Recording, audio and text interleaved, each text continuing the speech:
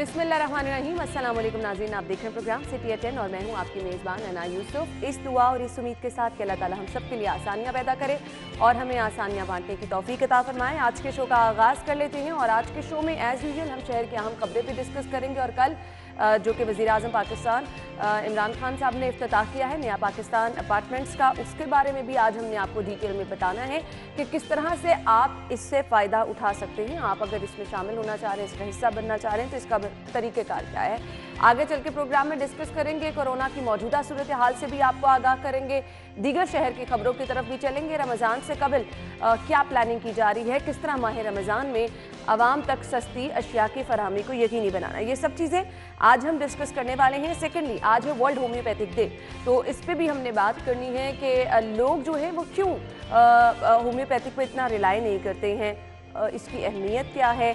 आज के शो में इसको भी हम आगे चल के डिस्कस करेंगे। फिलहाल पहले सेगमेंट से आगाज़ करते हैं, जानते हैं मौसम की सूरत हाल।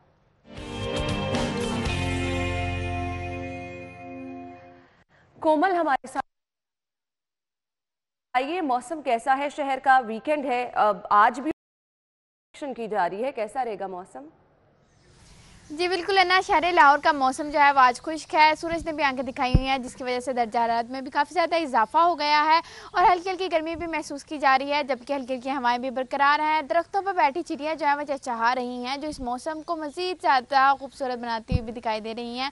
और साथ ही साथ मैं आपको ये भी बताती चलूँ कि हल्की हल्की हवाओं की वजह से दरख्तों पर जो पत्ते हैं वो भी झूम रहे हैं और इस वक्त हवा में नमी का तनासुब जो है वो 30% और हवा की रफ्तार 12 किलोमीटर फी घंटे के हिसाब से रिकॉर्ड की गई है।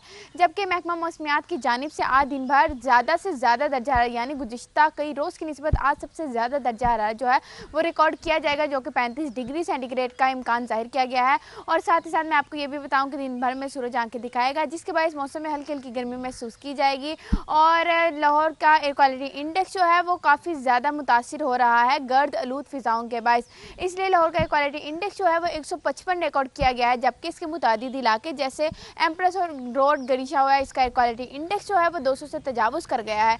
इसलिए शहरी घरों से निकलते वक्त मास्क इस्तेमाल को लाजमी बनाएं, इससे ना सिर्फ वो कोरोना बल्कि बाकी मुताबिक बीमारियों से भी बच सकेंगे। और साथ ही साथ मैं आपको ये भी बताऊं कि हवा में नमी के कमी के असरात जो हैं वो भी काफ़ी ज़्यादा जो मनफी हैं वो देखने में आए हैं। इसकी वजह से शहरियों को गले से खून का आना, नाक से नसी का फूटना, सांस का खुश्क होना, होंठों का खुश्क होना जैसी अलामात जो हैं वो जाहिर हो रही हैं। इसलिए शहरी जो हैं घरों से बिला कोमल, बहुत बहुत शुक्रिया, आप हमें शहर के मौसम के हवाले से अपडेट कर रही थी। तो शहर के हालात की तरफ बढ़ते हैं, आज की खबरें जो कि हम डिस्कस करने वाले हैं। पहली खबर है भरपूर पावर शो, तरीन से 30 अरकान असम्बली का इजहार यकजहती, जहांगीर तरीन के घर अरकान कौमी असम्बली के एजाज में शाइया।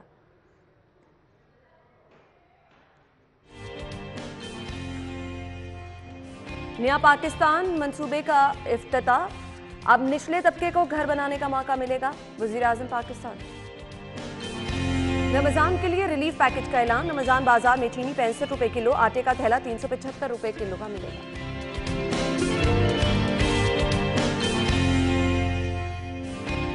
शाहदरा से मंसूरा तक कूड़े के ढेर, गुलशन रावी में भी अबतर सूरत हाल।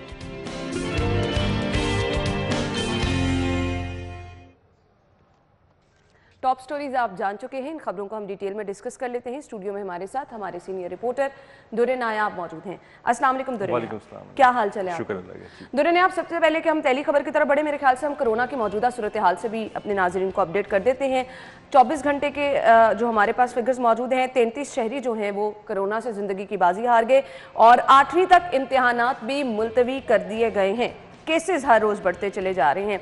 हिकमत अमली में कुछ तब्दीली नजर नहीं आ रही, अब कुछ करना चाहिए मेरे ख्याल से। देखिए, बिल्कुल हिकमत अमली में तब्दीली क्या हो सकती है। सबसे पहले इसको आपको पता है 100% लॉकडाउन प्रपोज किया गया, जिसको सूबाई गवर्नमेंट ने भी और वफाकी गवर्नमेंट ने भी अपोज किया।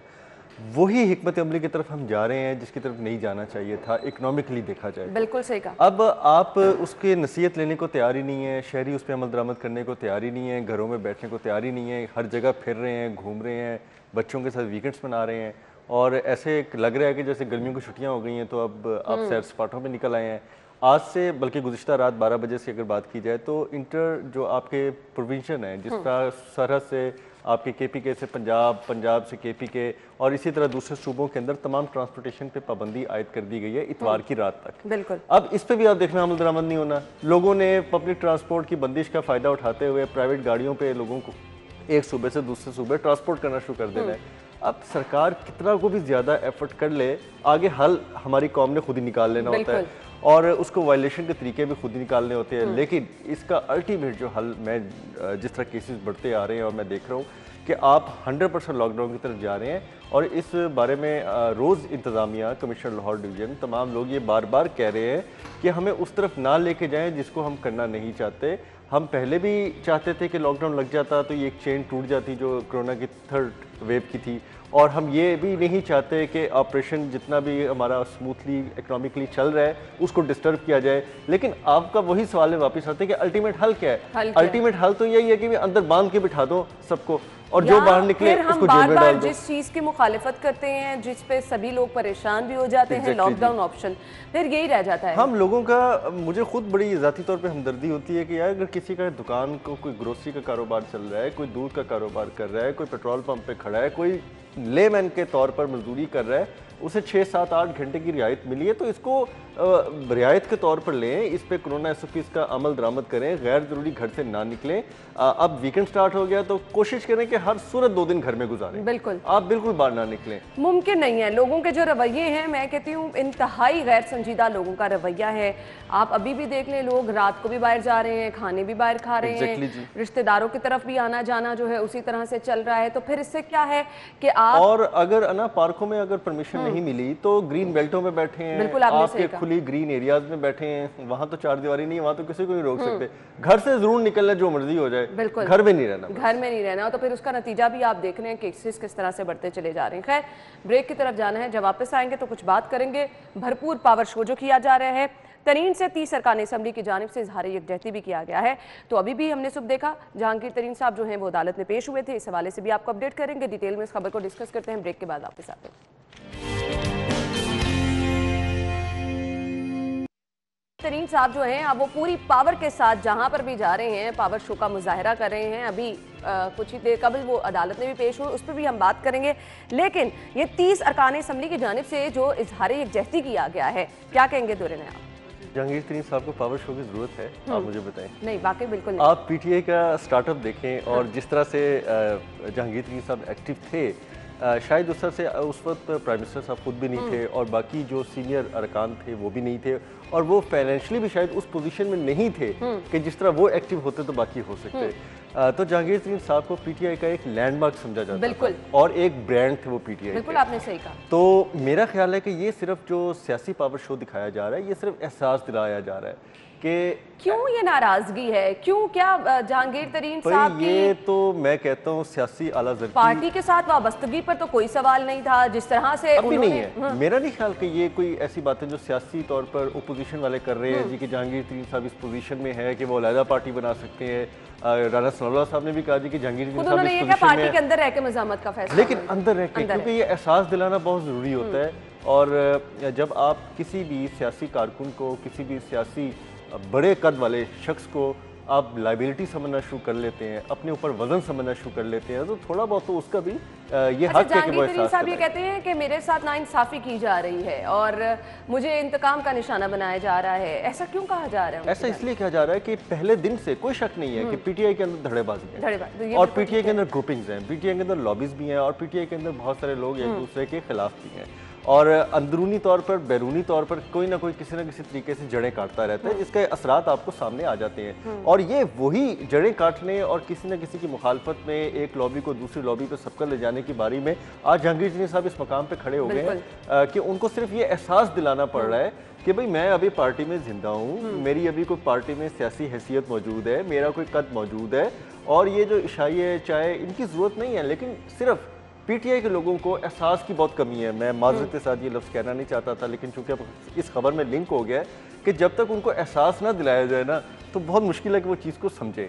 तो इस चीज़ को बहुत ज़रूरी था कि इसको शो किया जाता, बताया जाता और ये जो आजकल आप देख रहे हैं कि 30 अरकान असम्बली, ये थोड़ी बात नहीं है, कम तादाद नहीं मुझे है। अच्छी तरह याद है, असेंबली मुझे अच्छी तरह याद है कि नून लीग के 2, 4, 5, 6 अरकान असम्बली जब वज़ीर आला पंजाब से मिलते थे, गवर्नर से मिलते थे, तो एक वावेला मचा दिया जाता था। एक मीडिया पे ऐसा एक पोर्ट्रेट किया जाता था कि पता नहीं नून लीग के अंदर कितनी दरारें आ गई हैं, नून लीग किस तरह टूटने को जा रही है, बिखरने को जा रही है। ये तो 30 अरकान असम्बली है और वक्त का जो सरबराह होता है, जो प्राइम मिनिस्टर होता है, उसके अगेंस्ट, उसकी जमात के इस तरह के लोगों का अगेंस्ट द वेव जाना बहुत बड़ा क्वेश्चन है। ये हो नहीं सकता कि अरकान असम्बली भी बैठे हों और हर जगह गुफ्तगू भी हो रही है, इम्पैक्ट भी एक जा रहा है। मेरे ख्याल से जो इम्पैक्ट जहांगीर तरीन साहब देना चाह रहे हैं वो अच्छी तरह से आप देखें जी, अरकान असम्बली की बात भी ना करें, आपके सूबाई वज़ीर हैं उसके अंदर, बिल्कुल, आपके पार्लिमानी सेक्रेटरीज हैं उसके अंदर, बिल्कुल, आप MPs तो बात की बात है, आपके MNAs उनके अंदर हैं, ठीक है जी, आपके वो सारे लोग अंदर हैं जो, और बहुत सारे ऐसे लोग भी हैं जो शायद किसी वजह से पहुंच ना पाए हो, बहुत सारे ऐसे लोग भी हैं जो किसी वजह से बीमार हो, खुदा न खास्ता, उनको कोई और इश्यूज हो, फिर कुछ दिल से डर रहे हो कि पता नहीं हुकूमत इक़्तिदार में है, हमारी अपनी जमात है, तो हम पे कोई नज़ला ना गिर जाए। लेकिन मेरा ये अपनी कोई सिक्स सेंस कह रही है कि तादाद इससे ज़्यादा है, इससे ज़्यादा है। अच्छा, एक और चीज़ में प्राइम मिनिस्टर साहब खुद खुल के उस तरह से सामने नहीं आ रहे, खासतौर पर जहांगीर तरीन साहब वाले मामले पर, इसकी भी क्या कोई स्पेसिफिक रीज़न? वजन उठाना पड़ता है। अगर कुछ मैंने बुरा किया है या कुछ आपने बुरा किया है और हम लोग एक ऑफिस में काम करते हैं और हम लोगों ने कोई हमसे गलती सरजद हो भी जाती है या नहीं भी होती, या आपके खिलाफ कोई प्रोपेगेंडा करता है, कोई मेरे खिलाफ करता है, तो हमें एक दूसरे को सपोर्ट करना पड़ता है। ये नहीं हो सकता कि आपके जी दुनिया ऑफिस में क्या कर रहा है या क्या हो रहा है, बाहर जो भी कर रहा है आप वो खुद जाने और खुद माने, जी हमारा इससे कोई ताल्लुक नहीं है, ऐसे नहीं होता। बिल्कुल सही। सियासत में आपको सियासी तौर पे वजन उठाना पड़ता है। बिल्कुल आपने सही कहा। मैं पिछली गवर्नमेंट के कुछ रेफरेंस देना चाहूँ तो वो बहुत बड़ी ज्यादती हो जाएगी, लेकिन नहीं देता। कुछ लोग अगर सर्च कर लें, उनकी याददाश्तें मजबूत हो, तो वो सोच सकते हैं कि पिछली गवर्नमेंट में बड़े बड़े ब्यूरोक्रेट्स तक का वजन उठाया जाता बिल्कुल था। ऐसे ये तो आपके राइट हैंड थे, ये तो बिल्कुल आपके आप जहांगीर तरीन साहब के पैसे कह लें, ATMs कह लें, आप जहाज कह लें, सब कुछ ही पार्टी के लिए था, सब कुछ ही। क्या मियां नवाज शरीफ साहब ने फवाद हसन फवाद जो कि उनके प्रिंसिपल सेक्रेटरी थे, उनका वजन नहीं उठाया? बिल्कुल। क्या शहबाज शरीफ साहब ने जो उनके बहुत ही काबिल एतमाद ब्यूरोक्रेट थे, आहद चीमा साहब, उनका वजन नहीं उठाया? ये तो ब्यूरोक्रेट्स थे भाई। जहांगीर तरीन साहब तो मैं भी समझता था, आप भी समझती थी, PTI के सारे लोग समझते थे कि ये ट्रेडमार्क थे। और मैं एक लतीफ़ा पढ़ रहा था अभी सोशल मीडिया पे सुबह उठते ही कि हमारे PTI के साथी जो है ना, वो ऊपर से जहांगीर तरीन साहब का प्यारा गुजरता था तो वो तालियां बजाते थे कि ले जी एक और बंदा तोड़ लिया है। और आज वही लोग इन पर तनकीद कर रहे हैं कि जी ये देखिए जी ये क्या हो गया। भाई आपका तो ये एक फख्र था, आपका तो एक ब्रांड था, आप अपने ही ब्रांड को गलत साबित करने में तुले हुए। अब इसको रहने देना अदालत पे। अब छोड़े अदालत की कसौटी पे, जहांगीर तरीन साहब अदालत पे जाएं, वहां पे उनका ट्रायल हो, उनका इंसाफ ले। लेकिन मैं आपको बताऊं कि कैसी बात है कि PTI के अंदर जमात ने और PTI के वर्कर्स ने, PTI के सपोर्टर्स ने खुद ही उनका ट्रायल शुरू कर दिया। लेकिन जहांगीर तरीन साहब ये कह रहे हैं कि उनको तहरीक इंसाफ में ही इंसाफ नहीं मिल रहा। आज अदालत जब वो पेश हुए तो उन्होंने क्या कहा, वो आपको दिखाते हैं। मैं ये कहना चाहता हूँ कि ये ज़रूर करें आप इंक्वायरी, इन्वेस्टिगेशन, प्रोसिक्यूशन, मगर जो इस वक्त टीम कर रही है वो बायस्ड है, वो आज़ादाना नहीं कर रही, वो किसी की डायरेक्शन पे किए जा रहे हैं। इंसाफ चाहिए कि जो इन्वेस्टिगेशन हो रही है वो बिल्कुल फेयर होनी चाहिए, ऐसे लोग आने चाहिए, नई टीम तश्कील दे, फिर से इसको देख लें, कोई फ़र्क नहीं पड़ेगा। वक्त बहुत है आपके पास, मगर जिन लोगों को टेलीफोन कॉल पे ऑर्डर्स के काम ना किया जाए, ये FIR जो है ये इस्लामाबाद में बनी, एक USB पे ये यहाँ आई और यहाँ तक इंक्वायरी करने वाली टीम जानिबदार है, ये भी कहा गया है जहांगीर तरीन साहब की जानिब से। कहते हैं गैर जानिबदार इन्वेस्टिगेशन होनी चाहिए, टेलीफोन पर काम ना किए जाएं। दुरे ने आप एक कमेंट चाहिए, फिर हम इसका सबसे बड़ा इम्पैक्ट जो मैं सोच रहा था और अभी मैंने जो सुनी बात, इसका सबसे बड़ा इम्पैक्ट है ओपोजिशन के वर्डिंग को तकवीयत के लिए। बिल्कुल आप इसहाक डार के केसेस उठा लें, आप बाकी केसेस उठा लें, आप मनी लॉन्ड्रिंग के शहबाज शरीफ साहब, हमजा शहबाज साहब पे केसेस उठा लें, आप शुगर के केसेस उठा लें, वो भी तो यही कहते थे बिल्कुल कि भाई इदारे जो है वो जानिबदार है, इदारे जो है उनको बनी बनाई चीजें मिलती हैं। ऑपोजिशन का मौक़िफ़ ये रहा है कि यकतरफा कार्रवाइयां की जा रही हैं, जानिबदारी का मुजाहरा किया जा रहा है, सेम यही वर्ड। लेकिन आज देखें, अगर तरीन साहब ये कह रहे हैं तो मेरा ख्याल है ओपोजिशन के मौक़िफ़ को तक़वियत मिल रही है और ये उन सब के लिए लेसन है, PTI के उन तमाम अरकान के लिए जो आज समझते हैं कि शायद PTI उनकी वजह से चल रही है और वो अपना मुस्तकबिल इस जहांगीर तरीन साहब वाले केस में देख रहे हैं। मेरा ख्याल है कि वो इनके साथ खड़े हैं जो मुस्तकबिल देख रहे हैं और जिनको नज़र आ रहा है कि ये तो अखलाकियात और कोई चक्कर ही कोई नहीं है यहाँ पे, तो वो आने वाली तादाद बढ़ भी सकती है इसमें। बिल्कुल सही कहा आपने। खैर, हम इस खबर को वाइंड अप करेंगे और अगली खबर की तरफ मुझे चलना है। नया पाकिस्तान अपार्टमेंट मंसूबा है और इसका इफ्तिताह हुआ। निचले तबके को घर बनाने का मौका मिलेगा, वजीर आजम साहब की जानिब से कहा गया है। दुर्रे नायाब से हम डिटेल जानते हैं और कब मिलेगा निचले तबके को घर बनाने का मौका, बताइएगा दुर्रे नायाब। जी बिल्कुल, ये प्रोजेक्ट बहुत अच्छा है। मैं इसमें थोड़ी सी ब्रीफिंग ये भी आपको बताना चाहूँ कि ये एक्चुअली प्रोजेक्ट LDA का नहीं था। ये काम तो वफाकी हुकूमत ने करना था, प्रोविंशियल हुकूमत ने करना था अंडर नया पाकिस्तान जो हाउसिंग अथॉरिटी है, लेकिन LDA के पास चूँकि ज़मीन मौजूद थी, उन्होंने इनिशिएट लिया। Vice chairman LDA SM Imran ने वहाँ पे इनिशिएट लिया। इनिशिएट लेने के बाद उन्होंने ये प्रोजेक्ट प्रपोज किया प्राइम मिनिस्टर को कि हमारे पास ज़मीन है, हम आपको एक बना के देते हैं। 35,000 प्लानिंग की गई है, 4,000 का कल इफ्तिताह हो गया है। पहले फेज़ में सरकारी मुलाजमीन जो हैं वो बैलेट में ही जाएंगे। दूसरे फेज़ में जो 31,000 रिमेनिंग हैं आपके अपार्टमेंट्स, उनका बाद में इस संगे बुनियाद रखा जाएगा और आगे उसको एक्सटेंड किया जाएगा। पहले फेज़ में ये साबित करना कि आम लोगों के लिए मॉर्गेज फाइनेंसिंग पे किस तरह से आसानी से अपार्टमेंट्स दिए जा रहे हैं, ये एक बहुत बड़ा चैलेंज था, लेकिन अब हुकूमत अबूर कर गई है।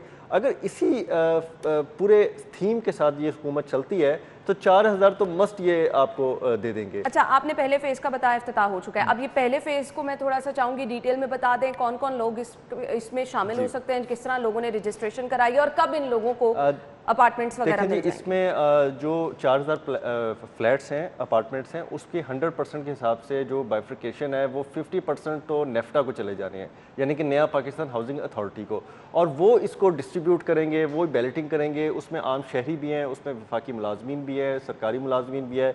जो रिमेनिंग 50% है उसमें पंजाब हुकूमत के मुलाजमीन है, ठीक है। उसमें पंजाब हुकूमत के 20% मुलाजमीन है, LDA के 20% मुलाजमीन है, जो 10% हैं वो जनरल मुलाजमीन। अच्छा, इस तरह की जब भी कोई खबर आती है, क्योंकि लोग ऑलरेडी इतने परेशान हैं, घर बनाना जो है अब वो आसान नहीं रहा, तो हर किसी की कोशिश होती है। मैं आपसे ये जानना चाहूँगी क्या तरीक़ेकार है, क्या प्लान बताया गया है, वो लोग आम शहरी जो कि इसका हिस्सा बनना चाह रहे हैं, कैसे इसका हिस्सा बन सकते हैं? देखें जी, जो सबसे पहले तो इसके सम्राट जो 4,000 वाले पोर्शन में सरकारी मुलाजमीन को है, ठीक है। अगले जो 31,000 फ्लैट्स ये जो अभी पहला आगाज हुआ है, उसमें ज्यादा पोर्शन सरकारी मुलाजमीन का, और सरकारी मुलाजमीन ही उसके हकदार हैं जिसमें उनको करवाएंगे। उसके बाद जो सेकंड फेज आ रहा है 31,000 अपार्टमेंट्स का, उसके अंदर 50% से ज़ायद जो है वो आम शहरी मुस्तफीद हो जाएंगे। अगर आप 31,000 का आधा निकाल लें तो 15,500 फ्लैट्स जो हैं वो आम शहरियों को जाने ही जाने हैं, और उसमें एलिजिबल वही हैं जिनके पास कोई वसाइल नहीं है, जिनके पास कोई ज़राए नहीं है और उनकी तनख्वाह या उनकी आमदन 50,000 से कम है, वो अप्लाई कर सकते हैं। लेकिन ज़रूरी है कि उनके नाम कोई जायदादें ना हो, उनके पास कोई बड़े बड़े बैंक बैलेंस ना हो, क्योंकि बैंक की स्क्रूटनी से निकल अच्छा, अब ये चेक एंड बैलेंस रखना भी एक बड़ा चैलेंज है। बैंक की स्क्रूटनी है, इसमें सरकार का मतलब ही नहीं है। बैंक ऑफ पंजाब का कंसोर्शियम है, बैंक ऑफ पंजाब में बंदा अप्लाई करेगा, वहां से 1 लाख। अच्छा, अब लोगों का क्या है जी, वो इंतजार करने लग गए हैं, क्योंकि दूसरे फेज में हम सेकंड फेज में जिसमें आप कह रहे हैं तकरीबन 50% से ज्यादा जो है आम शहरियों को मिलेगा, तो मुझे ये बताएं दूसरे फेज का आगाज कब से होगा, ये कुछ बताया गया? दूसरे फेज का आगाज जो है जी इसके फौरन बाद होगा। आज जिस तरह गुज़िश्ता रोज प्राइम मिनिस्टर ने इसका कर दिया, संगे बुनियाद रख दिया, तो दूसरा फेज जो है अब प्लानिंग तो उसकी मुकम्मल दूसरे फेज की जा चुकी है। उसकी डिजाइन, उसकी जमीन, उसकी हर चीज तैयार है। ठीक है। पहले 4 को डिलीवर करना इनकी प्रायोरिटी है, उसको टेंडरिंग करना इनकी प्रायोरिटी है, टेंडरिंग हो चुकी है, अब तो काम मौके पे स्टार्ट होना है और 4,000 फ्लैट्स आपको बनते नजर आएंगे। उसके बाद बैंकों ने जो उसका फाइनेंस करना है वो भी तय हो चुका है। आम लोगों के लिए, आम सरकारी मुलाजमीन के लिए जिस तरह बैंक इसको मॉर्गेज करेंगे उसका फार्मूला भी तय हो चुका है कि 15 से 20 साल की किस्तें होंगी और उसमें 27 लाख का 3 मरले का और अपार्टमेंट्स आपको कब मिलेंगे? और अपार्टमेंट्स आपको मिलेंगे 2 साल के अंदर। अब इसमें एक चीज बड़ी इंपॉर्टेंट है कि आपने किस्तें आज से नहीं देनी। आज आपका अपार्टमेंट निकल आया तो किस्त आप आज से नहीं देंगे, किस्त आप उस दिन देंगे 2 साल बाद जब आपको अपार्टमेंट मिलेगा। अच्छा। जिस दिन आप अपार्टमेंट के अंदर शिफ्ट होंगे आपका खाता चल पड़ेगा। ये तो बहुत जबरदस्त चीज है। ये इसके अंदर एक बहुत अच्छा फीचर है कि होता क्या था कि मैंने प्लॉट बुक कराया, घर बुक कराया, अपार्टमेंट बुक कराया, तो मेरे पैसे से सरमायादार जो बंदा है उसने सारा अपना सिस्टम चला लिया, लेकिन मुझे 2 साल का टाइम देके 5 साल तक जलील करते रहे और फिर नैब में केसेस चले। इसमें इन्होंने यही चीज का कहा है कि जी 2 साल के अंदर अपार्टमेंट जब मिल जाए, जब पोजेशन मिल जाए, लोग शिफ्ट हो जाए, उस दिन से बैंक जो है वो किस्त का आगाज करते हैं और किस्त 15,000 से 16,000 के दरमियान होगी और 15 से 20 साल के दरमियान का टेन्योर रखा जाएगा। मॉर्गेज होगी, डायरेक्ट बैंक फाइनेंसिंग करेगा, बैंक के नाम मॉर्गेज के तहत वो अपार्टमेंट मुंतकिल हो जाएगा और जिस दिन शहरी वहाँ पे कदम रखेगा। ये प्लान तो बहुत जबरदस्त है। मुझे बताएं इसमें कोई रुकावटें या LDO को कोई मुश्किलात भी हैं? नहीं, इसमें कोई मुश्किलात नहीं। इसमें आसानी ये है, बैंक को सारा फाइनेंशियल कंट्रोल देने का मकसद ये है कि जितना भी फाइनेंस है वो बैंक खुद ही इसके अंदर अपना चिप इन करे और किस्तों में लोगों से ले ले। तो ये सबसे अच्छा इसका फीचर है जिसको हम हाईलाइट करते करते रह जाते हैं। ओवरऑल दुर्रे नायाब, इस पूरे मंसूबे को आप आम शहरियों के हक में देखते हैं? लोग इससे फायदा उठा सकेंगे? जिस तरह से परसेंटेज बताई जा रही है, अगर इतने % शहरी जो हैं शफाफ मंसूबे को अगर लेके चलते हैं, वाकई से फायदा उठा सकते हैं, तो मेरे ख्याल से तो ये बहुत अच्छा। देखें, आजकल 40-50 हज़ार कमाने वाला, 20,000 30,000 कमाने वाला, वो ज़िंदगी में इस तरह से घर नहीं बना सकता। तो ख़ास तौर पे ये सिर्फ अंडर 50,000 आमदनी वाले लोग हैं, चाहे वो कोई कारोबार कर रहे हैं, चाहे वो सरकारी मुलाजिम है, चाहे कोई तनख्वाह ड्राइव ले रहे हैं, कोई ड्राइवर है, कोई स्वीपर है, कोई नायब कासिद है, कोई कुछ है, जो 15,000 रुपये किस्त अफोर्ड कर सकता है वो इसका एलिजिबल है। ये उन लोगों के लिए मेरा ख्याल ज़िंदगी भर का ख्वाब है, और ये इस प्रोजेक्ट के अलावा किसी आम बंदे से पॉसिबल नहीं था कि मुमकिन ही नहीं है लाहौर कि शहर के अंदर बिल्कुल इतनी तनख्वाह में आप शहर के अंदर अपना घर बना सकें, ऐसा कुछ प्लान भी कर सकें, ये मुमकिन ही नहीं है। खैर, हमें एक ब्रेक की तरफ जाना है। ब्रेक से जब वापस आएंगे तो हम अगली खबर डिस्कस करेंगे। और अगली खबर हमारे पास क्या है जी? रमज़ान के लिए रिलीफ पैकेज जो है उसका ऐलान किया गया है। अब ये रिलीफ पैकेज क्या होगा, आवाम को किस तरह से रिलीफ दिया जाएगा इस पैकेज के तहत, इस पर बात करेंगे। ब्रेक के बाद वापस आएंगे, हमारे साथ ही रहिएगा। और तमाम MCL के अफसरान के लिए कि इसको एक तो इस चीज़ की पाबंदी बनवाएं कि इस रेट का इतलाक हो, दूसरा फराहमी, आपकी सप्लाई बहुत बड़ी है, ठीक है जी। आप रेट का इतलाक कराने में कामयाब हो जाते हैं, मार्केट से चीज़ें गायब हो जाती हैं, उस रेट्स पे मिलती नहीं है, क्योंकि आपके रमज़ान बाजार में अगर लोग आएंगे चीज़ें खरीद के ले जाते हैं और ये मसाइल रहती हैं, आपकी सप्लाई प्रॉपर तरीके से नहीं होती। स्टॉक जो हम चीज़ें भी रिपोर्ट करते रहे पिछले रमज़ान बाजारों में कि कहीं पे आटा है तो वो पहले 2 घंटे में ख़त्म हो गया, कहीं पे चीनी है तो वो पहले ही 65 रुपए अगर रमजान बाजार में चीनी मिलेगी तो कौन खरीदने नहीं जाएगा। अच्छा, फिर रमजान बाजारों में ये भी होता रहा था कि 1 किलो चीनी दे रहे हैं, बिल्कुल, फिर किसी इससे ज्यादा आप नहीं ले सकते। फिर अगर कुछ सामान लिया है तो उसके साथ चीनी ले सकते हैं, खाली चीनी नहीं ले सकते। तो बहुत सारे इस तरह के पैकेजेस आते रहे, लेकिन उम्मीद है कि इस बार चूँकि एडमिनिस्ट्रेशन चेंज है और कमिश्नर कैप्टन उस्मान खुद भी डिप्टी कमिश्नर रह कर गए हैं और उनको ये मसाइल का पता है बखूबी, तो अगर वो स्टॉक को अच्छे तरीके से मेंटेन करेंगे, स्टॉक को रखेंगे, जो कि मुझे उम्मीद है वो कर लेंगे, तो ही ये काम चलेगा। वरना ये रमज़ान पैकेज रमज़ान बाज़ारों में हुकूमत की तारीफ़ का नहीं बल्कि सुबकी का सबब बनेगा। तो हुकूमत को इसको भी इसलिए ज़रूरी है देखने में कि हमने मजाक तो नहीं उड़वाना ना कि हुकूमत ने एक पैकेज दिया। अच्छा दुर्रे, मैं एक चीज़ यहाँ पर बिलाशुबा कमिश्नर साहब की जानिब से अभी भी भरपूर कोशिशें की जा रही हैं। चीनी के हवाले से खुद उन्होंने बार बार आकर मीडिया पर बयान भी दिया, लेकिन बावजूद इसके अभी भी हम देख रहे हैं जहां पर भी चले जाएं आपको चीनी के डिफरेंट रेट नजर आ रहे हैं। इस चीज को हम बहुत चैलेंज है उनको, बिल्कुल बहुत चैलेंज है। आपने ठीक बात की कि तमाम तर एफर्ट्स के बावजूद ये चीज़ें सामने आ रही हैं। और हालांकि मैं सुबह दोपहर शाम रात उनके तमाम इजलास ही कवर करता रहता हूँ जिसमें वो प्रोग्रेस ले रहे होते हैं, डिप्टी कमिश्नर से प्रोग्रेस ले रहे होते हैं, मार्केट में नहीं होते तो वीडियो लिंक पे ले रहे होते हैं। इसके बावजूद कभी कोताही कहाँ पे आ रही है, ये चीज़ आइडेंटिफाई करना बड़ा ज़रूरी है। आपके पास चंद दिन रह गए हैं, चंद दिन के बाद तो रमज़ान मुबारक स्टार्ट हो जाएगा और फिर ईद का टाइम आ जाएगा। तो अगर आपने अभी यही कमी कोताही ना पूरी की, आपको ये अंदाज़ा ही ना हुआ कि आपको रोज के 100 टन मुझे क्या लगता है कि जो टीम रखी गई है, जो प्राइस कंट्रोल मजिस्ट्रेट है, उनको काम करने की आदत भी नहीं है। बस उनको मौत तो पड़ रही है, ज़ाहिर बात। बिल्कुल, उनको काम करने की आदत भी नहीं है और जब करना पड़ेगा जवाब देना पड़ेगा। करना नहीं करवाना, जब काम करवाने वाला एक अफसर डंडा पकड़ के जब बैठा रहेगा सुबह दोपहर शाम रात, ना वो खुद सोता ना किसी को सोने देगा, तो ये काम तो चलेगा। इसके बगैर काम होगा भी नहीं। और निचले हमले की कोशिश भी होती है कि ऐसे अफसर को फेल करवाएं ताकि ये जान छूटे हमसे। बिल्कुल सही कह रहे हैं। फिलहाल हम ब्रेक लेते हैं, ब्रेक के बाद आपको ज्वाइन करते हैं, हमारे साथ रहिएगा।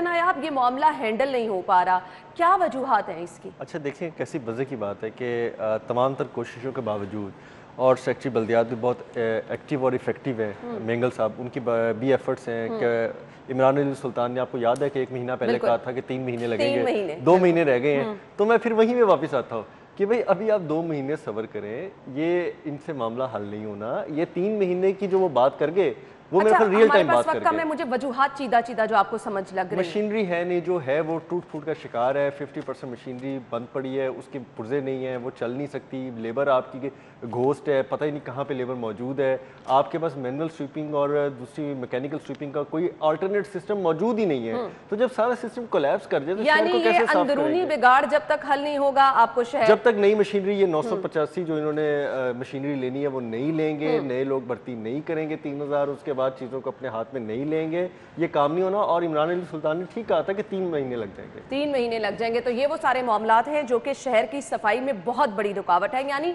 अंदरूनी मसाइल का शिकार है LWMC, जिस पर फिलहाल तो कुछ होता नजर नहीं आ रहा। थैंक यू सो मच दुरे नयाब, बहुत बहुत शुक्रिया। नाज़रीन ब्रेक लेते हैं, आप हेडलाइंस जानिए, जिसके बाद दोबारा ज्वाइन करेंगे। ब्रेक के बाद प्रोग्राम में आपको खुश आमदीद कहेंगे। प्रोग्राम के इस हिस्से में हम डिस्कस करने वाले हैं शहर लाहौर में पहली बार नया पाकिस्तान हाउसिंग स्कीम के तहत अपार्टमेंट्स तामीर किए जाएंगे। कल वज़ीर आज़म पाकिस्तान इमरान खान साहब ने बाकायदा तौर पर मंसूबे का आगाज़ भी कर दिया और आगाज़ के साथ ही पहले फेज़ में जो है वो मुकम्मल तौर पर काम का आगाज़ हो चुका है। अब सवाल ये पैदा होता है कि इसके डिफरेंट फेसेस जो हैं वो किस तरह से मुकम्मल होंगे, किस तरह से आम शहरी इसका हिस्सा बन सकते हैं, कितना कोटा आम शहरियों के लिए रखा गया है, सरकारी मुलाजमीन के लिए रखा गया है, अप्लाई करने का तरीक़ेकार क्या है। क्योंकि जब भी कोई ऐसी स्कीम आती है, ऐसा मंसूबा आता है, तो आज की इस मुश्किल वक्त में जब महंगाई इस कदर ज़्यादा है, अपना घर बनाना सभी का ख्वाब है। और फिर अभी कुछ देर पहले जब दुरे नायाब से हम डिटेल्स पूछ रहे थे, तो जिस तरह से इस मंसूबे की चीदा चीदा खुसूसियात दुरे नायाब ने बताई हैं, हर कोई चाहेगा कि वो इस मंसूबे का हिस्सा बन सके, क्योंकि आपको पैसे एक साथ तब देनी है जब आपको फ्लैट मिल जाएगा। पहले इससे कबल इस तरह की चीज़ें मैंने नहीं सुन रखी थी, यानी इसमें आम शहरियों के लिए फ़ायदा है। अब आम शहरी इससे फ़ायदा उठा कैसे सकते हैं, किस तरह से इस पर रजिस्ट्रेशन करा सकते हैं, इसका तरीक़ेकार क्या है और कब ये ख्वाब शर्मिंदा ताबीर होता नज़र आएगा। प्लानिंग इस पर अभी क्या की जा रही है, साथ साथ काम भी चल रहा है, मंसूबे का इफ्तिताह भी कर दिया गया है। मुश्किलात या रुकावटें अगर कोई हैं तो वो क्या हैं, वो हम डिस्कस करेंगे। स्टूडियो में हमारे साथ जो हमारे मेहमान मौजूद है, तारुफ मैं आपके साथ कराना चाहूँगी। SM इमरान साहब ने हमें ज्वाइन किया है, जो कि वाइस चेयरमैन LDA। अपने मेहमान को खुश आमदीद कहेंगे। अस्सलाम वालेकुम, क्या हाल चाल है? अल्हम्दुलिल्लाह। सबसे पहले तो मैं आपको गुड लक कहना चाहूँगी और बहुत बहुत मुबारकबाद के भी मुस्तहिक है। कल बाकायदा इफ्तिताह भी हो गया मंसूबे का, क्या कहना चाहेंगे आप? मेरे ख्याल से LDA को ये मंसूबा मिला, इससे पहले वफाकी हुकूमत के पास था, चैलेंज था आपके लिए एक बहुत बड़ा। ये बिस्मिल्लाहिर्रहमानिर्रहीम, चैलेंज था भी, चैलेंज है भी, क्योंकि अभी तक पूरा ख़त्म नहीं हुआ। बिल्कुल। तो हमने इसको कंप्लीशन पे लेके जाना और यही हमारा मैंडेट है। गवर्नमेंट PTI की जब आई थी तो उससे पहले खान साहब ने अनाउंस किया था कि हम 50 लाख घर बनाएंगे। इन घरों के साथ जो जुड़े हुए 2 बड़े वादे हैं, वो सिर्फ घर का नहीं है, वो नौकरी का असल वादा बहुत बड़ा है। और जब कंस्ट्रक्शन सेक्टर चलता है तो उसका जो 50 इंडस्ट्रियाँ एक्टिवेट हो जाती हैं, वो बहुत अहमियत रखती हैं। कल ये हमें लाहौर में LDA ने भी अपने ऊपर चैलेंज दिया था कि हम भी इसमें अपना कतरा ज़रूर डालेंगे। अल्हम्दुलिल्लाह कल जो ये चीज़ लॉन्च हुई है, इसमें जिस तरह का बिज़नेस मॉडल लॉन्च हुआ है, गवर्नमेंट की दी हुई हर फैसिलिटेशन के इसके अंदर इनकॉर्पोरेट किया गया है, हर कानून को फॉलो किया गया है, शफाफियत को इंश्योर किया गया है। जो वक्त प्लानिंग में लगा डाला है, वो एक बड़ी अच्छी सेइंग है कि एक दिन की अच्छी प्लानिंग साल का प्रॉब्लम बचा देती है। बिल्कुल एग्जैक्टली। हमने जितना वक्त प्लानिंग में लगा डाला है, मैं आज आपको ये बहुत प्राउडली कह सकता हूँ कि ये वो मॉडल है जिससे 50 लाख घर पाकिस्तान में बन सकता है। क्योंकि हमने देखा है कि नाकिस प्लानिंग हो तो इस तरह के बड़े बड़े मंसूबे जो हैं उनमें बहुत ज़्यादा ताख़ीर हो जाती है। ऐसे ही इंशाल्लाह यही वो मॉडल है जिससे 50 लाख घर भी बन सकते हैं। हम इस ट्रांजैक्शन को पूरा ख़त्म होने का इंतज़ार कर रहे हैं कि 4000 अपार्टमेंट की हम लोग जो लोगों को देने वाला काम है, जब वो लॉक हो जाए कि वो अब आपके ऑफिशियल कस्टमर्स हैं, उनको मिलना है, उसके बाद हम बाकी पूरे बहुत तेज़ी से लॉन्च कर सकते हैं। क्योंकि अब हमें सारी प्रोसीजर समझ आ गई इसमें कि हमने करना कैसे। 35,000 अपार्टमेंट्स बनाए जाएंगे इंशाल्लाह। तो ये एक बहुत बड़ा चैलेंज है। 35,000 एक बहुत बड़ा फिगर है। पहले फेज से आगाज़ कर लेते हैं। कल प्राइम मिनिस्टर साहब ने संग बुनियाद रखा, बाकायदा इफ्तिताह हुआ। पहले फेज की कुछ डिटेल्स हमें बताइएगा। पहली बात तो ये कि जो 35,000 अपार्टमेंट है ना, ये प्रोजेक्ट लगभग $1 बिलियन प्लस का प्रोजेक्ट बनता है और गवर्नमेंट से, हुकूमत से कोई पैसा नहीं मांगा जा रहा। बैंकों को इन्वॉल्व किया गया जो इस्लामिक मॉर्गेज फाइनेंसिंग भी दे रहे हैं, वही साथ अटैच रहेंगे। नया पाकिस्तान सब्सिडी देगा, आम आवाम अपने पैसे देगी, लेकिन पैसे उनमें से 10% डाउन पेमेंट देनी है और 1.5 साल के बाद किस्तें देनी है। तो 27 लाख की चीज़ टेक्निकली ये मुझे बहुत बेस्ट चीज़ लग रही है। ये मैंने पहले कभी नहीं सुना कि आपने 1.5 साल बाद किस्तें देना शुरू करनी है और जब आपको अपार्टमेंट मिल जाएगा। एग्जैक्टली, इस मॉडल को ही मॉर्गेज फाइनेंस का मॉडल कहते हैं। ये दुनिया में हर जगह चल रहा है। पाकिस्तान में अनफॉर्चुनेटली हमारे कुछ कवानीन रुके हुए थे तंगी, जिसका कल प्राइम मिनिस्टर साहब ने जिक्र भी किया कि हम फोक्लोजर लॉ को ठीक कराया, जिस पे कोर्टों ने उन्हें सराहा भी कोर्टों की हेल्प को, कि उन्होंने इस बात को समझा कि ये नेशनल इंपॉर्टेंस है। और आज अल्हम्दुलिल्लाह इस मॉडल की बेस पे लोगों के लिए आप सोचेंगे कितनी आसानी है कि आपने 10% डाउन पेमेंट दी, 1.5 साल तक आप कुछ नहीं दे रहे, और जब आप अपने अपार्टमेंट में जाएंगे तो आप समझे आपने जो रेंट पे पैसे देने थे वो आप किस्तों में दे रहे हैं। बिल्कुल ऐसे ही। इससे अच्छी चीज़ तो हो ही नहीं सकती कोई। तो आज अल्हम्दुलिल्लाह आम आवाम के लिए, बंदे के लिए, किसी के लिए भी इससे अच्छा मॉडल हमें नज़र नहीं आ रहा। ये बन गया है, इसको हम कंप्लीशन की तरफ लेके जा रहे हैं। हमने टेंडर अवार्ड कर दिए हैं, हम लोगों ने वहाँ पे वर्क ऑर्डर इशू कर दिए हैं, काम शुरू करवाने के लिए रेडी। बल्कि कल पीएम साहब जो इवेंट से निकले हैं तो हमने मशीनरी रेडी रखी थी कि अब उनको बताया कि ग्राउंड ब्रेकिंग इनॉग्रेशन हो गई है, अब आपकी इजाज़त से मशीन शुरू होने की इजाज़त दी और हमने वहीं पर एक्सकवेशन स्टार्ट कर दी। तो काम भी अल्हम्दुलिल्लाह स्टार्ट कर दिया। ऐसे में इमरान साहब लोग जो है ना वो अब एक तो वैसे बेचारे बड़े परेशान होकर रह गए, कुछ बाय नेचर भी बेसब्रे लोग होते हैं। बड़ा ज़बरदस्त मंसूबा है। अब ऐसा तो नहीं कि आपने पहले फेज़ में काम इतना लंबा चला जाएगा, फिर अगले फेज़ तक जाते जाते साल हर साल लग जाएंगे। टाइम फ्रेम तो मुकर्रर किया होगा कि इतने टाइम में ये पहला फेज़ मुकम्मल कर लेना है, फिर दूसरे फेज़ को इतना टाइम देना है। इंतज़ार कर रहे हैं ना आप लोग। बहुत अहम बात आप पूछ रही हैं, और इसका सबसे जवाब अहम ये है कि गवर्नमेंट का कोई भी प्रोजेक्ट आधा अधूरा या रुकता तब है जब उसके पैसे नहीं होते। मैंने आपको जैसे कि बताया कि हम इसमें हुकूमत से तो पैसे मांग नहीं रहे, सही, लेकिन हम एलडीए से भी पैसे नहीं मांग रहे। हमने इसका एक ऐसा बिजनेस मॉडल बनाया है बैंक के बैंकों के साथ जिसमें फाइनेंसिंग हमेशा अवेलेबल होगी। ठीक है। प्रोजेक्ट खत्म करने, कॉन्ट्रैक्टर जो होता है वो काम वहाँ रोक देता है, उसको पैसे नहीं मिलते। उस चक्कर में बहुत से प्रोजेक्ट खराब हो जाते हैं, कॉस्ट एस्केलेशन आ जाती है, सारे मसले आ जाते हैं। सही। यहाँ पे ये मसला नहीं आ सकता। फिर शफाफियत को इंश्योर करने के लिए हमने एस्क्रो अकाउंट बनाया, जिस अकाउंट का पर्पस ये है कि इसका जो पैसा आएगा और खर्च होगा वो उस अकाउंट से होगा। बिल्कुल। तो एलडीए इसके पैसों को कहीं और यूज नहीं कर सकता, और उसके लिए हमने कवानीन बना दिए पीछे ये कह के कि इस पैसे को कहीं और इस्तेमाल किया जाएगा तो सजा होगी। मतलब अगर कल को हम चले भी जाएं और कोई इन पैसों को कोई इस्तेमाल करना जाएगा, हाथ लगाएगा तो हाथ जल जाएगा, प्रॉब्लम आएगा, गवर्नमेंट की एजेंसीज इन्वॉल्व हो जाएंगी, उसको पकड़ लेंगी। तो मकसद ये है कि शफाफियत रहे, ये प्रोजेक्ट की कहीं पे भी स्पीड नहीं रुकनी चाहिए। तो हमारा टारगेट तो 1.5 साल से जल्दी खत्म करने का, पर हमने 1.5 साल अनाउंस किया हुआ। इंशाल्लाह 1.5 साल, ये 1.5 साल आप पूरे मंसूबे के लिए कह रहे हैं? ये जो हम जब स्टार्ट करेंगे तब से, तो ये 4000 के लिए तो हमने 1.5 साल कह दिया, अगले के लिए भी इंशाल्लाह ये होगा। बट अगले में सिर्फ एक जगह जाके टाइम शायद आपको एक्सटेंड करना पड़े, वो होगा जब आप बड़ी बिल्डिंग्स बनाएंगे, क्योंकि इसमें जो 1500 और 2200 वाले बनने थोड़े से अपार्टमेंट है 4000 के करीब, जो बहुत सीनियर्स के लिए, जब वहाँ पहुंचेंगे वो G+11 की बिल्डिंग है। सही। वो बिल्डिंग हाई राइज है।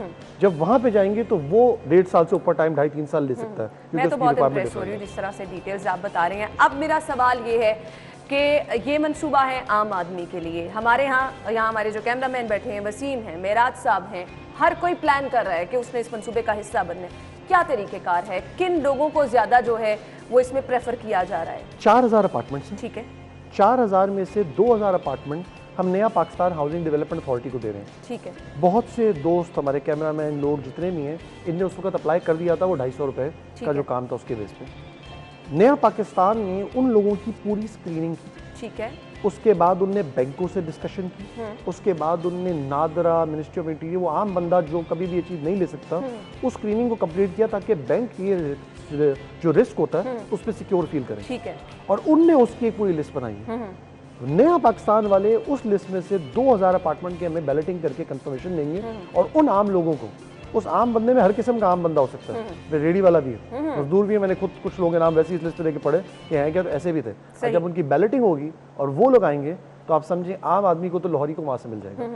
अगले 2000 अपार्टमेंट जिसकी अभी हम एप्लीकेशन हमने कॉल की है, वो गवर्नमेंट के लो ग्रेड एम्प्लॉइज हैं जिनकी 50,000 से कम तनख्वाह है, जो 5 ग्रेड से नीचे हैं, ऊपर वाले नहीं, नीचे वाले। सिर्फ वही एलिजिबल है, वही अप्लाई कर सकते हैं। और ये भी बैलेटिंग के जरिए ही, बैलेटिंग के जरिए ही होगा। 2000 के लिए अभी तक 12000 से ऊपर एप्लीकेशन आ चुकी है। बैलेटिंग इसकी transparent computerised balloting. I am sorry to say ऐसा होता है बहुत सारे मंसूबों में, शफाफियत के बारे में राग तो बड़े अलापे जाते हैं, अपनों को नवाजने वाला कल्चर हमेशा रहा है। मैं नहीं कह रही कि पाकिस्तान तहरीक इंसाफ की गवर्नमेंट, हर गवर्नमेंट में ये हमने देखा है। तो इस चीज़ को भी मलहूज़े खातिर रखना बहुत ज़रूरी है। बिल्कुल रखा जाएगा, और उसका तरीक़ेकार हमने ये बनाया है कि हम पंजाब इंफॉर्मेशन टेक्नोलॉजी बोर्ड जो है उसको ऑन बोर्ड लेते हैं। हमने अभी तक पुरानी बैलेटिंग भी सारी ऐसे ही की ताकि एलडीए में ना हो, ये इससे बाहर हो जाए। एलडीए में नवाजने के लिए आएंगे ना तो हमारे पास मत जाए, उनका काम IT रिलेटेड है, उनको लिस्ट दी जाती है, कंप्यूटर के अंदर वो भी डाल देते हैं, कंप्यूटर अपनी खुद ही नंबर निकाल के बाहर दे देता है और बैलेटिंग बाहर आ जाती है। सही। अभी तक जितनी हुई है एवेन्यू 1 की हमने 820 साल पुराने लोग फंसे हुए थे, उनकी बैलेटिंग की कोई एतराज नहीं है कि किसको कौन सा मिलेगा। अभी जो इसकी बैलेटिंग की जाएगी इसमें उनको नंबर नहीं मिलेगा, उनको सिर्फ ये कंफर्मेशन मिलेगी कि आपको अब आप इस कागज की बेस पे जाके बैंक से आप डिस्कशन कर सकते हो। उनमें से बैंक जाना है, बैंक ने उनको कंफर्ट देना है, उसकी बेस पे काम शुरू हो जाएगा। सही। अच्छा, मुझे कुछ ये बताइएगा, एक साथ आपने किस सूरत में देनी है, कितनी कितनी देनी है, और अपार्टमेंट एक जो आप पूरा ले रहे हैं वो आपको इन दी एंड कितने पैसों में मुकम्मल मिल सकता है? 27 लाख का अपार्टमेंट है, ठीक है, 10% डाउन देंगे, ठीक है, नेवडा के साथ आपने क्वालिफाई करना है, 3 लाख रुपए उनने देने आपके ब्याह पे, ठीक है। इसके अलावा आपने कुछ भी नहीं देना 1.5 साल। 1.5 साल के बाद आपकी किस्तें शुरू हो जाएंगी बैंक के साथ इस्लामिक मॉर्गेज फाइनेंसिंग में, वो किस्तें 10 से 20 साल की रेंज में। ठीक है। तो आपका एग्रीमेंट बैंक के साथ क्या होता है, आप कैसे चाहते हैं, ये हर बंदे के अपने ऊपर है। वो 10 से 20 यानी साल आपकी अपनी चॉइस भी है कि आप किस तरह से किस्तें किस तरह आसानी से की देना है, चाहते बैंक से आप क्या निगोशिएट करते हैं। बैंक हो सकता है क्योंकि पहले 10 साल में तो गवर्नमेंट ने सब्सिडी दे दी है ना, जो मार्कअप का रेट है उसमें पहले 10 साल में बैंक की गवर्नमेंट ने सब्सिडी दे दी है। तो बेसिकली जो आपका आज अगर आप बोलते हैं कि इंटरबैंक रेट क्या है वो 7% और आमतौर पे 12% पे पड़ता था, पहले 10 साल में पहले 5 साल वो 3% है, अगले 5 साल 5%। उसके बाद का जो 10 साल का रेट है वो डिफरेंट होगा। सही। तो वो फिर बैंक बैठ के उनके साथ बात करेंगे कि आप कैसे करना चाहते हैं। सही। 10 साल से 20 साल की किस्तों का मतलब ये, अगर आज मैं उसका झटका सा एक एस्टिमेट निकालूं तो 15,000 से 25,000 के बीच की किस्त बनती है। सही। तो सही। आप कैसे निकालते हैं, उनसे क्या बात करते हैं, अंडरस्टैंडिंग पे डिपेंडेंट है। वो डिपेंड करता है। लेकिन ऐसे में नाम से मुझे ब्रेक की तरफ जाना है। गरीब की जब हम बात कर रहे हैं, आम शहरी की बात कर रहे हैं कि ये उसका मंसूबा है। अब बहुत सारे लोग ऐसे हैं जिसको मंसूबे की डिटेल्स नहीं पता, ऑल्दो हम यहाँ पे डिस्कशन तो कर रहे हैं, लेकिन प्रॉपर इसकी तशहीर होनी चाहिए, डिटेल्स लोगों को पता होनी चाहिए। वो उसके लिए क्या किया जा रहा है ताकि ज्यादा से ज्यादा लोग इसका फायदा उठा सके, जो आने वाले फेजेस हैं उनमें अगर वो शामिल होना चाह रहे हैं हो सके। गरीब के लिए, आम शहरी के लिए इन चीजों को आसान बनाने के लिए क्या किया जा रहा है, इस पे मुझे बात करनी है। ब्रेक लेंगे, ब्रेक के बाद वापस आते हैं, हमारे साथ ही रहिएगा। जी तो नाज़रीन, हमारे मेहमान स्टूडियो में हमारे साथ मौजूद हैं SM इमरान साहब। इससे कबल के हम गुफ्तगू का सिलसिला आगे बढ़ाएं, कल वज़ीर आज़म पाकिस्तान साहब की जानिब से खुसूसी तौर पर कुछ अल्फाज कहे गए हैं SM इमरान साहब के लिए। पहले आपको वो दिखाते हैं। मैं आज LDA का, इमरान मुनीर, आपको आपकी लीडरशिप के अंदर LDA का जो अभी लोगों आपने अपने जो परफॉर्मेंस थे उनको जब आपने खड़ा किया तो मुझे बड़ा अफसोस हुआ, तालियां ही नहीं किसी ने बजाई। बड़ी कंजूसी की आपने तालियां बजाने में, क्योंकि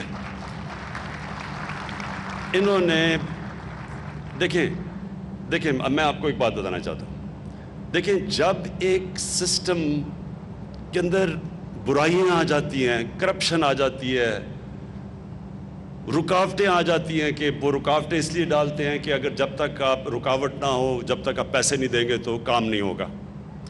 ये जब इदारों के अंदर इस तरह की बुराइयां आ जाती हैं तो जब आप चेंज करने लगते हैं ये टाइम लगता है और मुश्किल है, क्योंकि वो जो पुराना स्टेटस को है वो चेंज नहीं आने देता। तो मुझे इसलिए खुशी है कि इमरान मुनीर ने, बड़ी इनके होते हुए LDA ने और फिर पूरी पंजाब गवर्नमेंट की बैकिंग थी, इन्होंने बड़े चेंजेस लेके आए हैं, ऑटोमेशन लेके आए हैं। जितनी अगर हमने अपनी ईज ऑफ डूइंग बिजनेस और कॉस्ट ऑफ डूइंग बिजनेस नीचे लेके आनी है तो ऑटोमेशन आनी पड़ेगी। तो LDA ने जी, तो गुफ्तगू आपने मुलाहिजा की, रिस्पॉन्सिबिलिटी और बढ़ जाती है, कैसा महसूस हो रहा है? खान साहब के अल्फाज, सच्ची बात है, मेरे लिए बहुत मायने रखते हैं हमेशा। लीडर का काम होता है अपनी टीम को मोटिवेटेड रखना, अगर कुछ सही करे तो खान साहब ये हमेशा बहुत अच्छे तरीके से करते हैं। तो उससे होता ये है कि प्रेशर इतना ज़्यादा बढ़ जाता है एग्जैक्टली कि अब डिलीवर आपने और ज़्यादा करना होता है। तो वो हर बार वो इतने अच्छे अल्फाज में बात करते हैं कि दिल चाहता है कि अब कुछ करके दिखाएं और ज़्यादा दिखाएं। बिल्कुल। तो कल से अब दिमाग में ये चल रहा है कि 35,000 के अलावा 50,000 और बना ले किसी तरीके से, ये भी प्लान करें। सही। तो शुक्र अल्लाह का, अल्लाह ने इज्जत दी, उन्हें मौका दिया। सच्ची बात ये भी मुझे आज कह देनी चाहिए, मीडिया ने भी बहुत अच्छा सपोर्ट किया। मैं बताऊँ मीडिया का एक खबर पे हमेशा शुरू से फॉलोअप रहा है हमारे साथ। उन्हें अच्छे तरीके से अपार्टमेंट की हाइट बिल्ड, क्योंकि मकसद ये होता है ना, जब आम आदमी के लिए कुछ किया जा रहा होता है तो हम भी आवाज़ बनने को साथ ही तैयार होते हैं। मैंने आम आदमी की बात की, ये चीज़ें सारा सिस्टम जो बैंक के थ्रू चलना है, ये आम आदमी को समझाना भी थोड़ा सा मुश्किल है। तो अब जितनी इसकी तशहीर की जाए, जितना इस अमल को आसान बनाया जाए, मेरे ख्याल से इस पर भी वर्किंग होनी चाहिए। बिल्कुल होनी चाहिए जी। हम इसीलिए देखें आपके चैनल पे भी आने का मकसद मेरा फिर यही होता है हर जगह जाने का कि लोगों को ज़्यादा से ज़्यादा हम आगाह कर सकें।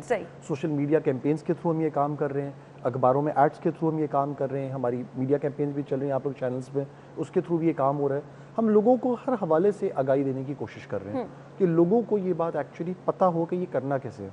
एप्लीकेशंस के हवाले से हमने बैंक ऑफ पंजाब से क्योंकि अंडरस्टैंडिंग की हुई है, तो बैंक ऑफ पंजाब के लोग भी उस हवाले से उनको ट्रेन कर रहे हैं। ठीक है। एलडी के अंदर में फैसिलिटेशन डेस्क बना दिए, तो हम हर जगह जो मैक्सिमम कर सक रहे हैं वो कर रहे हैं। हमें जहाँ गलतियां नजर आती हैं उनको फिक्स भी करते हैं। सही। क्योंकि आम आदमी अगर इसको नहीं समझेगा ये है ही उनके लिए, बिल्कुल, तो उन्हें काम आगे करना कैसे है, बिल्कुल, तो इसलिए इसकी बहुत अहमियत है। सही। मुझे ये बताइएगा, बार बार हम जिक्र कर रहे हैं कि आम आदमी का ये मंसूबा है, आम आदमी को फैसिलिटेट किया जा रहा है।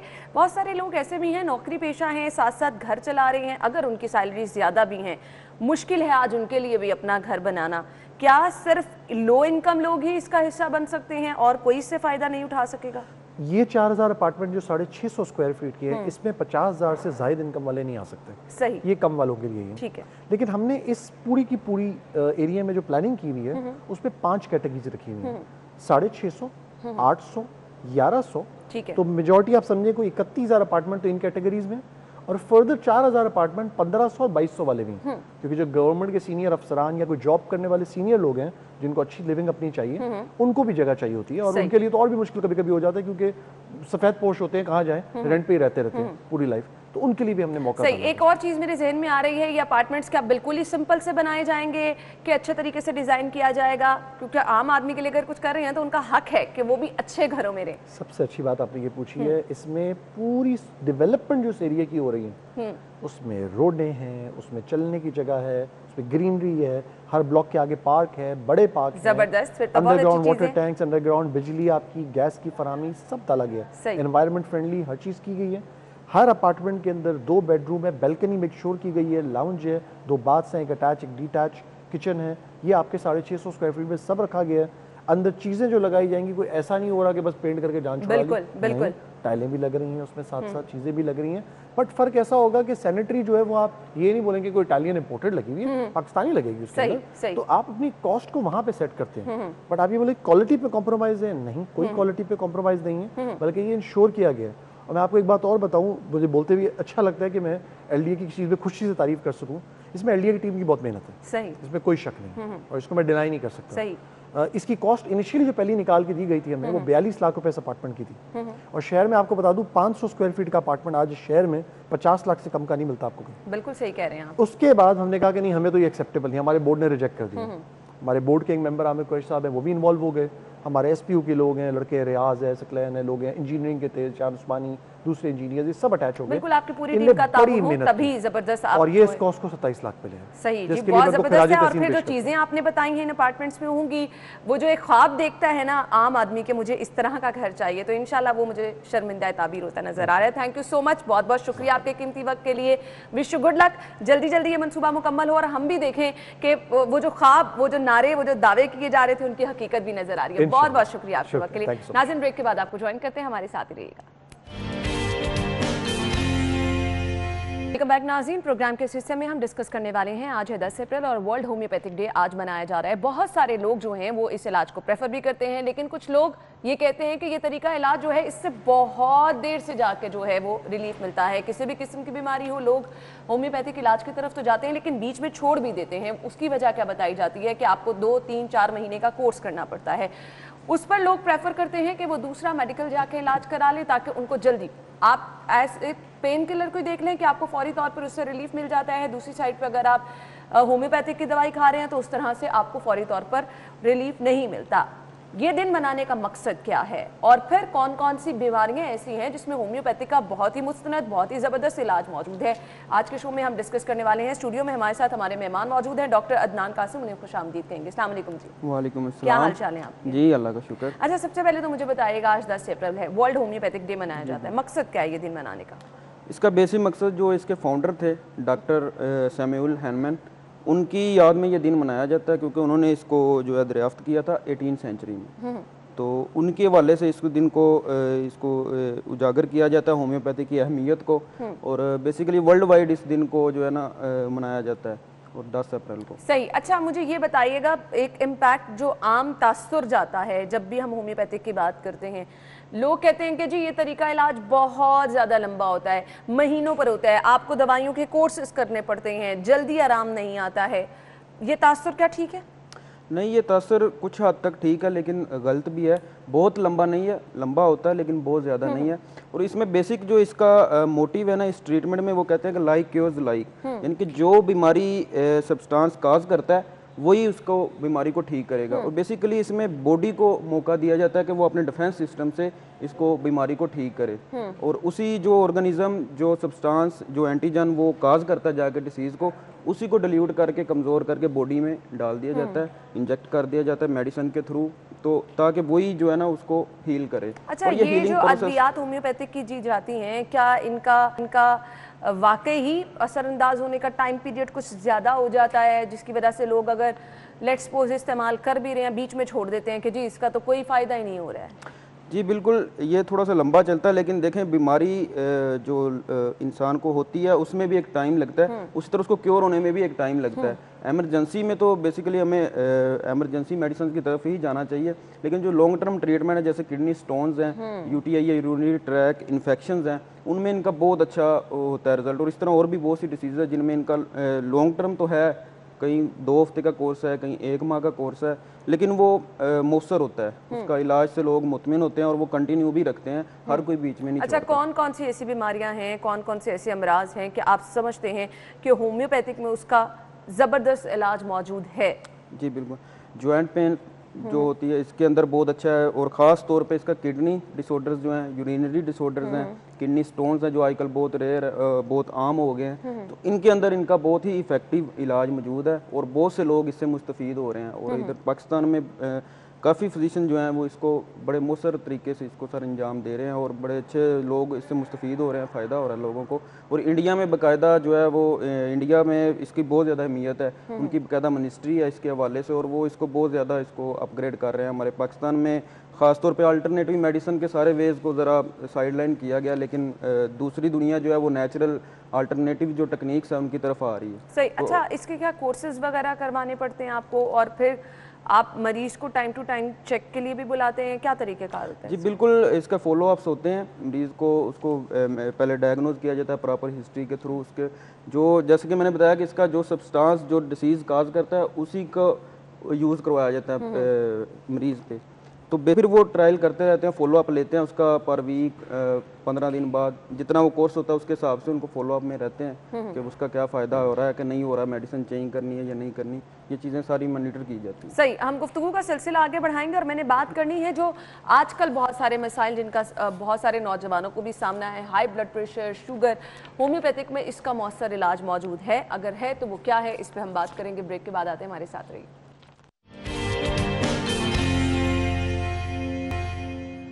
ब्रेक के बाद आपको एक बार फिर से खुशामदीद कहेंगे। डॉक्टर अदनान हमारे साथ मौजूद हैं, गुफ्तगू का सिलसिला आगे बढ़ाएंगे। डॉक्टर अदनान, बताइएगा, डायबिटीज़ आज हर घर में दूसरे बंदे को है, हाई ब्लड प्रेशर का इशू है, होम्योपैथिक में क्या इसका मौसर इलाज मौजूद है?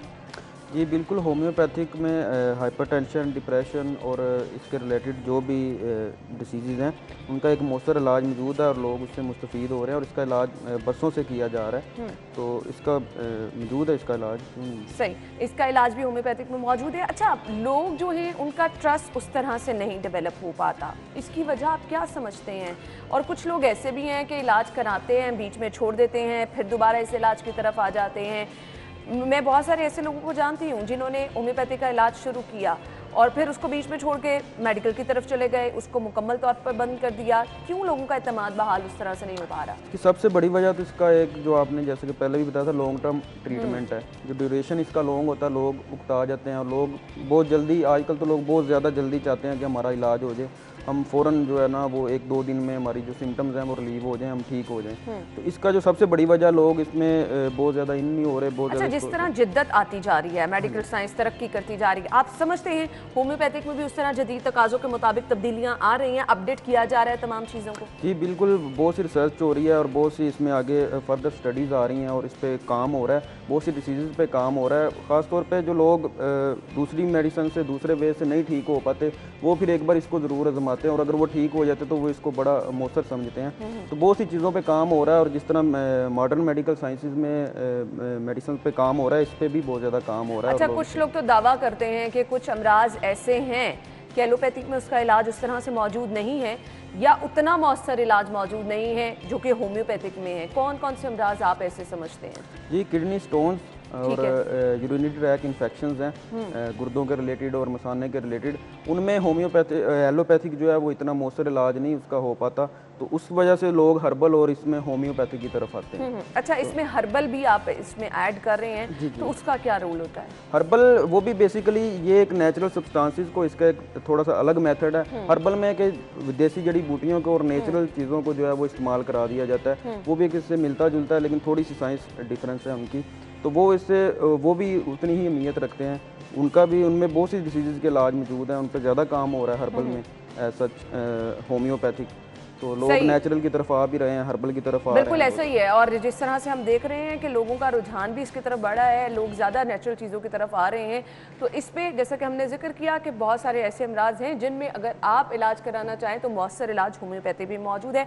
बस इसके लिए थोड़ा सा आपको इंतज़ार भी करना पड़ता है क्योंकि इसका इलाज जो है वो थोड़ा सा टाइम ले जाता है, लेकिन बहुत सारे लोग ऐसे हैं जो कि इस पर ट्रस्ट भी करते हैं और ये इलाज करवाना भी चाहते हैं। थैंक यू सो मच, बहुत बहुत शुक्रिया आपके वक्त के लिए। नाज़रीन, इसी के साथ ही प्रोग्राम का वक्त इख्तिताम को पहुँचा है। अपना बहुत सारा ख्याल रखिएगा। इंशाल्लाह ज़िंदगी रही तो मंडे को आपसे मुलाकात होगी सेम टाइम पर। इजाज़त दीजिए, अल्लाह हाफ़िज़।